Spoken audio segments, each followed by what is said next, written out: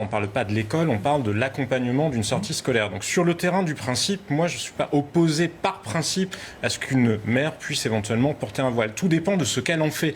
Malheureusement, et c'est là où pour le coup je rejoins malgré tout Mohamed Sifaoui, malheureusement on voit bien qu'il y a une revendication de visibilité toujours plus grande. Et c'est pour ça que je trouve la fiche de la FCPE totalement contestable. D'un, parce qu'on l'a répété, ça s'inscrit dans un contexte électoral et on voit très bien que ça cède à une tentation d'une partie de la gauche à l'heure actuelle d'aller chercher des électorats plus communautaristes ou communautarisés. Et surtout, ils disent autre chose en creux, parce qu'ils disent, regardez, ce sont des mamans que la société française stigmatise, parce que c'est devenu l'espèce de leitmotiv pour toutes les propos politiques qu'on peut avoir. Et ça, je trouve ça extrêmement contestable, parce que les questions qu'on pose, elles sont largement alimentées, pour le coup, par ce que vous rappeliez, par les stratégies de visibilité, de revendication, et qui cherchent à aller au clash, là, avec le Burkini ou autre, parce qu'on voit bien que cherche-t-il ?